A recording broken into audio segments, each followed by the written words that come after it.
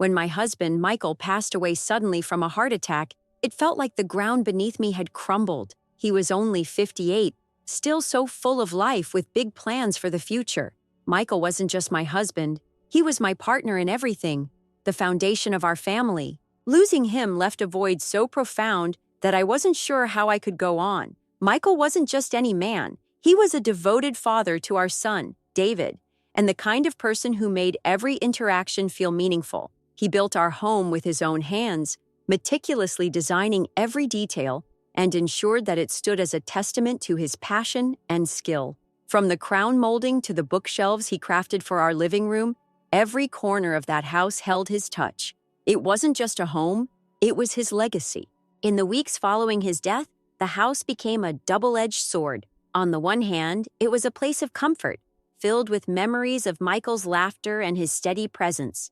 On the other hand, it was a constant reminder of his absence. I found myself drifting, going through the motions of daily life without any real purpose. David was also grieving, but his grief looked different. He withdrew, clinging to the routines and possessions that reminded him of his father. I didn't know how to reach him.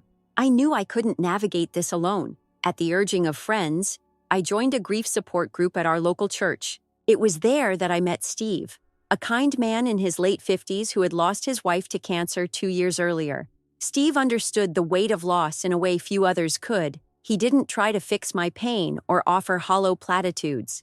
Instead, he listened, really listened, and shared his own journey through grief. His words resonated with me in a way I hadn't expected. As weeks turned into months, Steve became a steady presence in my life. He would call to check in, offering encouragement on days when getting out of bed felt like an impossible task. Slowly, our conversations grew deeper, moving beyond grief to hopes, dreams, and the lives we once imagined for ourselves. He reminded me that it was okay to seek happiness again, even in the shadow of loss. When Steve asked me out to dinner for the first time, I hesitated.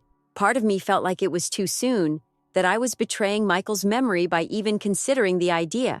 But another part of me, the part that was tired of feeling numb, was drawn to the possibility of joy. Steve wasn't asking me to forget Michael. He was offering a chance to move forward. Our relationship blossomed in a way that felt natural, almost inevitable. Steve was gentle and understanding, never pushing me further than I was ready to go. For the first time since Michael's death, I felt like I could breathe again. I wasn't just surviving, I was beginning to live. Of course, not everyone saw it that way. My sister Linda was supportive but cautious. She reminded me that grief had no timeline and urged me to take things slow. "It's not just about you, Sarah," she said one afternoon. "David's still struggling too. He might not be ready for all these changes." I knew she was right, but it wasn't an easy balance to strike. David was 35, a grown man with a successful career, but in many ways, he still felt like the little boy who used to follow Michael around the workshop. He and his father had been incredibly close, sharing a bond forged through countless weekends restoring cars and working on the house. Michael had always been David's anchor, and without him, my son seemed adrift. I tried to involve David in my newfound happiness, but he kept his distance. When I mentioned Steve for the first time, David's reaction was cool at best. "It's your life, Mom," he said, his tone neutral, but I could sense the disapproval beneath the surface. I hoped that, over time, David would come to understand that moving forward didn't mean leaving Michael behind. But the more I leaned into my relationship with Steve, the more strained my connection with David became. It was like we were living in two separate realities, one where I was trying to build a new life, and another where he was holding onto the past with both hands. Despite the tension, Steve and I continued to grow closer. He wasn't just a comfort to me. He brought a sense of stability and warmth that had been missing since Michael's death. His kindness extended to everyone around him, and his 2 children, James and Lisa, were a testament to the kind of father he had been. They welcomed me into their lives with open arms, treating me like family from the start. 6 months after Michael's passing, Steve and I made the decision to take the next step. He and his children would move into the house. It felt like a natural progression, a way to blend our lives and create something new. I was excited, but also nervous about how David would react. Deep down, I knew this was going to be a difficult transition, but I believed it was the right thing to do, for me and for our family. Looking back, I realize I underestimated just how much the house meant to David. For him, it wasn't just a building or a place to live. It was the embodiment of everything his father had stood for. Every nail, every beam, every coat of paint was a piece of Michael's legacy. And now, with Steve and his children moving in, David saw it as a betrayal. But in my heart, I believed that moving forward didn't mean forgetting. It meant honoring Michael's memory by continuing to live, to grow, and to find happiness. I hoped David would come to see that too. When Steve and his children, James and Lisa, moved into the house, it was a decision I made with both excitement and trepidation. I knew it was a big step, not just for me, but for everyone involved. The house had been Michael's pride and joy, a physical embodiment of his dedication to our family. Allowing Steve and his children to share this space was my way of blending the old with the new, of creating a future that honored the past without being held hostage by it. At first, the changes were subtle. Steve brought a calm energy to the house, one that helped me feel grounded in ways I hadn't since Michael passed. His children were polite and warm, making an effort to integrate themselves without overstepping boundaries. James was practical and quiet, while Lisa brought a youthful vibrance that I hadn't realized I'd missed. It felt good to have life in the house again, laughter echoing through the rooms that had been silent for so long. But for David, these changes didn't bring comfort. They brought tension. He'd always been protective of the house, and I could see how much it hurt him to watch it transform. Every little alteration, no matter how small, felt like a violation of his father's memory. One afternoon, I found him in the workshop, staring at the tools his father had so carefully organized. Michael had turned the garage into a sanctuary, a place where he and David spent countless hours working on projects, bonding over shared tasks. The walls were lined with pegboards, each tool hung with precision, its outline traced for easy return. "Everything's changing, Mom," David said quietly, his back to me. "It doesn't feel like home anymore." I tried to reassure him. "The house is still the same, David. It's still full of the memories we made with your dad, but we have to make room for new ones too." He shook his head, his voice tinged with frustration. "You don't get it. This isn't just a house, it's him." His words cut deep. I did understand, more than he realized, but I also knew that holding on to the past too tightly could suffocate us. I wanted him to see that moving forward wasn't the same as erasing what came before. Still, I knew that no amount of reasoning would ease his pain. Steve, to his credit, was patient with David. He made an effort to connect, offering to help with small projects or inviting him to share meals with the family. But David kept his distance, his interactions with Steve polite but cold. I could tell it bothered Steve, though he never said so outright. He knew he was stepping into sacred territory, and he tread carefully, giving David as much space as he needed. Things began to shift when Steve suggested a few updates to the house. He wanted to modernize some of the spaces, nothing drastic, just new flooring in the living room and updated fixtures in the kitchen. I thought it was a good idea. The house was beautiful, but it was also aging, and these updates would make it more functional for all of us. David didn't see it that way. "Why are you letting him change everything?" he demanded during one of his rare visits. "They're just small updates," I said, trying to keep my tone calm. "It doesn't change what the house means to us." "It changes everything," he snapped. "This was Dad's house. Every nail, every board, he built it. And now you're letting Steve tear it apart." His anger felt misplaced, but I knew it came from a place of deep hurt. To David, every change was a step further from his father. To me, it was a step toward healing, a way to embrace the life I was trying to rebuild. The tension reached a boiling point when James decided to repurpose part of the garage into a workout space. He sold some of Michael's old tools to make room for his equipment, assuming they weren't needed anymore. When David found out, he was furious. "How could you let them do this?" he shouted, his face red with anger. "Those tools were Dad's. They're part of his legacy." "I didn't know James was going to sell them," I admitted, feeling a pang of guilt. "But David, they're just tools. They don't erase your father's memory. They're not just tools." He spat. "They're pieces of him, and you're letting them get tossed away like they don't matter." I didn't know how to respond. In my heart, I believed that Michael's legacy wasn't tied to objects. It lived in the values he instilled in us, in the love he poured into our family. But to David, those objects were anchors, tangible connections to the man he had lost. I realized then that we were grieving in completely different ways, and no amount of logic would bridge the gap between us. The house began to feel like a battlefield. Every decision I made, every change Steve proposed, became a point of contention. David accused me of erasing his father's legacy, while I felt like he was refusing to let me move forward. The once warm and open relationship we shared had turned cold, strained under the weight of unspoken pain and unresolved conflict. I tried to remind myself that David's resistance came from a place of love for his father, love for the memories they shared, but it didn't make the arguments any easier. I felt torn between honoring Michael's memory and building a future for myself, between respecting David's grief and prioritizing my own healing. Through it all, Steve remained supportive. "He'll come around," he told me one evening as we sat on the porch. "He's hurting, but he loves you. He just needs time." I wanted to believe him, but as the weeks turned into months, it became harder to hold on to that hope. The changes in the house that brought me a sense of renewal seemed to deepen David's sense of loss. The more I tried to build a new life, the further I felt from my son. This chapter of my life was supposed to be about healing, about finding joy again after unimaginable loss, but it felt like every step forward came with a price.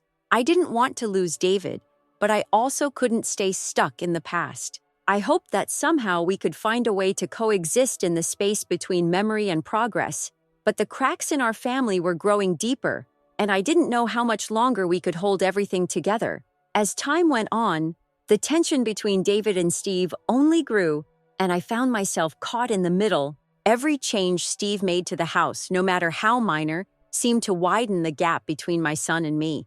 David felt like he was losing his father all over again, and I couldn't convince him that the updates were meant to bring life back to the home, not erase its history.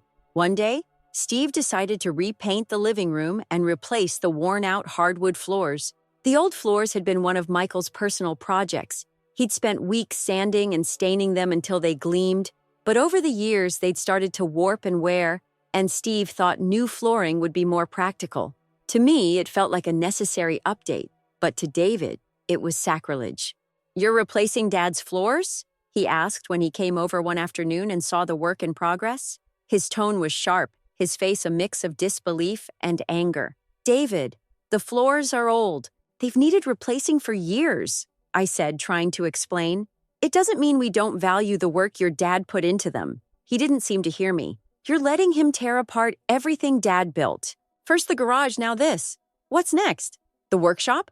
I sighed, feeling the familiar ache of frustration. Steve isn't trying to tear anything apart. He's trying to make the house more livable for all of us. "For all of you," David shot back. "Not for Dad. Not for me." It wasn't just the floors. Steve's son James had turned the garage into his personal CrossFit gym, selling most of Michael's tools without asking. When David found out, he was livid. The garage had been a sacred space for him and his father, a place where they'd worked on countless projects together, from restoring old furniture to rebuilding their classic Mustang. "How could you let them sell Dad's tools?" David confronted me, his voice shaking with anger. "I didn't know James sold them," I admitted. "But David, they're just tools. They don't define who your father was." "They do to me," he said bitterly. "That garage was ours. It was part of him, and now it's gone." I wanted to tell him that memories weren't tied to objects, but I knew it wouldn't matter. For David, those tools were more than wood and metal. They were a connection to his father, something tangible he could hold on to. And now they are gone. The strain between David and Steve reached its peak during a family dinner. Steve, trying to bridge the gap, brought up the idea of renovating the kitchen to make it more modern and functional. He was animated, talking about how new appliances and an open floor plan could improve the space. David, who had been quiet most of the evening, finally spoke up. "Of course, you want to change everything. Why stop at the kitchen? Maybe you can knock the whole house down while you're at it." Steve looked taken aback but tried to stay calm. "David, I'm not trying to erase your dad's work. I'm just trying to make the house more comfortable for your mom and everyone living here." David's eyes flashed with anger. "Everyone living here? You mean you and your kids?" "This isn't your house, Steve?" "It's mine. My dad left it to me." The room fell silent. I felt my chest tighten as the weight of David's words hung in the air. Steve opened his mouth to respond, but then closed it, his expression unreadable. "David," I said softly, trying to diffuse the tension, "this house is still your home, but it's also where I live, and I need it to feel like my home too." "Then maybe you should have thought about that before you invited them to move in," he said coldly, pushing back his chair and walking out of the room. That night, I sat in the living room, staring at the walls Michael had painted years ago. Steve sat beside me, his hand on mine, but his presence wasn't enough to quiet the storm inside me. David's words had hit a nerve. He was right about one thing. The house legally belonged to him. Michael had left it to him in his will, trusting him to preserve it as part of our family legacy. I thought I was honoring that legacy by keeping the house filled with life, but David saw it differently. I couldn't shake the feeling that I'd failed both Michael and David. I'd promised to protect the things Michael had built, but now I wondered if I'd been too focused on moving forward to see the damage I was causing. Things came to a head when David discovered that Steve had ordered contractors to tear out the custom bookshelves Michael had built in the living room. Those shelves were one of Michael's last projects, and he'd poured his heart into crafting them. They weren't just furniture, they were a symbol of his skill and dedication. When David saw the empty wall where the shelves had once been, he exploded. "You had no right!" he shouted at me, his voice trembling with fury. "Those shelves were Dad's. How could you let them destroy them?" "David, I didn't know Steve was planning to replace them," I said, my voice shaking. "He thought it would modernize the space." "I don't care what he thought," David interrupted. "This isn't his house, Mom. And it's not yours either. It's mine. And I'm done letting you and Steve destroy everything Dad worked for." That was the moment I knew we had crossed a line that couldn't be uncrossed. David's anger wasn't just about the shelves or the tools or the floors. It was about everything those things represented. To him, they were pieces of his father's soul, and watching them be changed or removed felt like losing Michael all over again. I tried to explain my perspective, but David wouldn't listen. In his eyes, I had betrayed him and his father, and in some ways, I felt like I had. I was trying to move forward, to build a new life, but in doing so, I'd neglected to see how much those changes were hurting my son. As the weeks went on, David became more distant. He stopped visiting as often, and when he did, our conversations were strained and cold. The house felt less like a home and more like a battlefield, each room a reminder of the divide between us. I wanted to fix things, but I didn't know how. Every attempt to bridge the gap only seemed to push us further apart. I hoped that time would heal the wounds between us, but deep down, I feared it wouldn't be enough. The house that once brought our family together was now tearing us apart, and I didn't know if we could ever find our way back to each other. The arguments with David became more frequent and heated, until one day, he made his feelings painfully clear. During one of his rare visits, he walked into the house and saw Steve and James overseeing yet another project, a dining room renovation this time. The original crown molding, which Michael had milled himself to match the home's vintage aesthetic, was being removed and replaced with something more modern. David's face darkened as he took in the scene. "What are you doing?" he demanded, his voice low but laced with anger. Steve, oblivious to the brewing storm, turned to him with his usual calm demeanor. "The molding was outdated, David. We thought it would look better with a more contemporary touch." "We?" David's voice rose, his anger spilling over. "You don't live here. You don't get to make decisions about this house. This was my dad's home, his work, his legacy, and you're tearing it apart like it's nothing." Steve raised his hands in a placating gesture, but David wasn't done. He turned to me, his eyes filled with betrayal. "How can you let this happen, Mom? How can you let them destroy everything Dad built?" I felt my throat tighten. "David, it's not about destroying anything. It's about making the house livable for everyone. It's still the same house, just with a few updates." "No, it's not the same," he snapped. "It hasn't been the same since you brought them here. And if you care about this house, if you care about Dad's legacy, then you'll stop them." That night, I lay awake, replaying the argument in my mind. David's words weighed heavily on me. I didn't want to lose my son, but I also didn't want to live in a museum dedicated to the past. I was trying to move forward, to create a new chapter in my life, but it felt like every step I took was pushing David further away. The next morning, David called. His tone was cold, his words cutting. "Mom, I've thought about it. I want you and Steve to leave." The silence that followed was deafening. "David, this is my home too," I said, my voice trembling. "This is where I raised you, where I built a life with your father. You can't just kick me out." "It's not your home anymore," he replied flatly. "Dad left it to me. It's mine, legally, and I'm done watching you and Steve destroy it." I couldn't believe what I was hearing. "David, I'm your mother.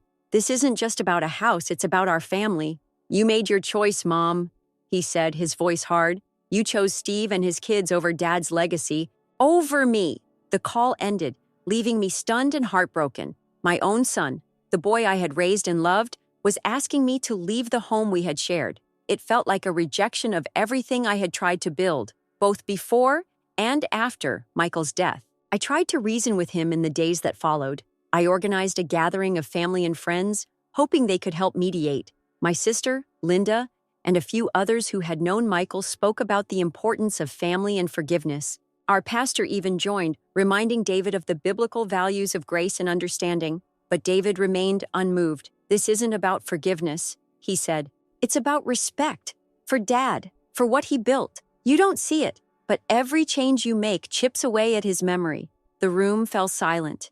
I felt tears welling up, but forced myself to speak. "David, your father wouldn't want us to be stuck in the past. He would want us to live, to find happiness." David shook his head, his expression resolute. "Maybe, but he also trusted me to protect this house, and that's what I'm going to do." Steve tried to stay out of the conflict, but as the situation escalated, he couldn't remain silent. "David, your mother deserves to be happy," he said one evening.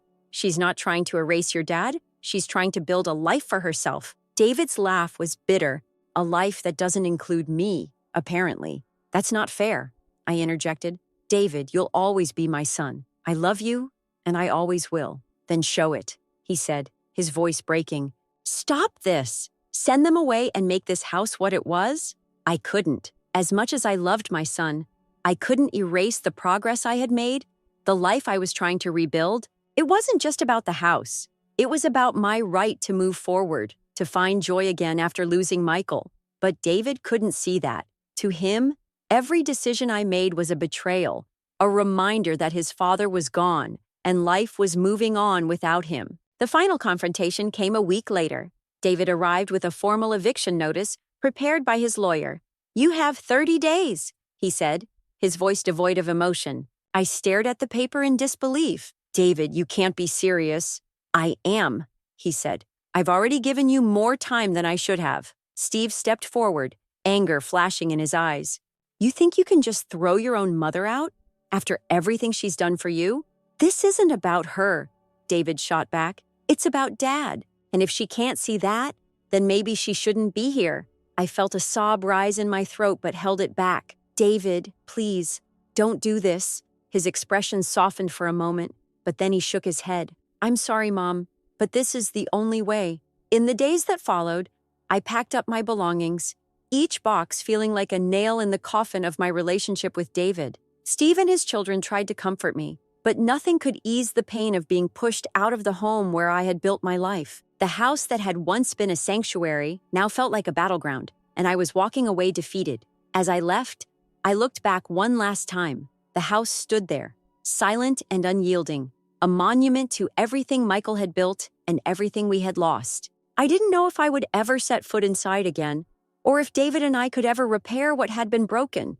All I knew was that my life would never be the same. Leaving the house was one of the hardest things I've ever had to do. It wasn't just about the physical space, it was about what it represented. That house was where Michael and I built our life together, where we raised David, and where countless memories were made. Walking away felt like letting go of not just the house, but also a part of myself. Steve and I moved in with my sister temporarily, bringing what little we could fit into her spare rooms. The rest of our belongings were stored in a rental unit, a stark reminder of the life we had left behind. Every time I unpacked a box, I felt the weight of everything I'd lost: my husband, my home, and now, my son. David didn't contact me after we left. I thought maybe he'd call to check in, to make sure we were okay, but the silence was deafening. It hurt, but I understood. He was protecting what he thought was his father's legacy. even if it meant pushing me away in the process. I spent the first few weeks in a haze of disbelief and sadness. Steve did his best to support me, but I could tell he felt guilty, as though his presence had been the catalyst for all this turmoil. Maybe if I hadn't moved in, he said one night, things wouldn't have gotten so bad. It's not your fault, I reassured him, though part of me wondered if he was right. David was already struggling. This was bound to happen. But deep down, I knew it wasn't just about Steve. David's anger wasn't about the changes to the house or the renovations. It was about grief. He hadn't let go of his father, and every change to the house felt like a betrayal of the memories he was clinging to. I couldn't blame him for that. I was grieving too, but we were doing it in completely different ways. My sister, Linda, tried to help me see the silver lining. Maybe this is a chance to start fresh, she said one morning over coffee. You've been trying to rebuild your life, and now you can do that without the weight of the past holding you back. Her words were well-meaning, but they didn't bring much comfort. I didn't want a fresh start. I wanted my family back. I wanted the life I had before Michael died, before everything fell apart. But that life was gone, and no amount of wishing could bring it back. As the weeks turned into months, I began to accept that I couldn't change the past. I couldn't undo the decisions that had brought me to this point, and I couldn't force David to understand my perspective. All I could do was focus on the future and hope that, in time, the wounds between us would begin to heal. One afternoon, I received a message from a mutual friend who had seen David recently. He's doing okay, the message read, but he's still angry. He feels like you chose Steve over him. I stared at the screen, feeling a pang of guilt. I hadn't chosen Steve over David. I'd chosen to move forward, to find happiness again. But I could see how it might feel that way to David. In his eyes, every decision I made was a rejection of the life we'd built with Michael. He didn't understand that those decisions were my way of surviving. I decided to write him a letter. Talking to him in person felt impossible, and I wasn't sure he'd even pick up the phone if I called. But a letter would give me the chance to say everything I needed to say without interruption. Dear David, I know things between us aren't good right now, and I'm not writing this to reopen old wounds. I just want you to understand where I'm coming from. When your father passed away, it broke something inside me. He was my rock, my partner, and my best friend. Losing him felt like losing a part of myself. I know you felt the same way. You were so close to him, and I saw how much his death hurt you. The house was a part of him, and I understand why it's so important to you. It's important to me, too. Every corner of that house holds memories of the life we shared, the life we built together as a family. But I also needed to find a way to move forward. I needed to create a life that allowed me to heal, to find happiness again, even in the shadow of our loss. When Steve came into my life, it wasn't about replacing your father. No one could ever replace him. It was about finding someone who understood my pain and helped me see that there was still joy to be found. I never wanted that to come between us, but I see now that it has. I know you're angry, and I understand why. I wish I could go back and do things differently, but I can't. All I can do now is tell you that I love you, and I always will. You're my son, David, and nothing will ever change that. I hope that one day we can find a way to rebuild what we've lost. But until then, please know that I'm here when you're ready. Love, Mom. I mailed the letter the next day and tried not to think about whether or not he'd respond. It wasn't about getting an answer. It was about letting him know that I cared, that I hadn't given up on our relationship. In the meantime, Steve and I began looking for a place of our own. It wasn't easy, but we eventually found a small house not far from Linda's. It wasn't anything like the home I'd shared with Michael, but it had potential. We painted the walls, hung up photos of our families, and started to make it our own. Slowly, life began to feel normal again. It wasn't the life I'd imagined, but it was a life I could live with. I still thought about David every day, wondering if he was okay, if he missed me the way I missed him. But I also knew that I couldn't force a reconciliation. It had to come in its own time. The house we left behind still loomed large in my mind, a symbol of everything we'd lost and everything we were trying to hold on to. But I began to see it as something else too, a reminder that life is always changing, and that sometimes the best we can do is adapt. I don't know if David and I will ever fully mend our relationship, but I hope that one day he'll see that my choices weren't about leaving the past behind. They were about finding a way to carry it with me as I moved forward. And I hope he'll find his own way forward too.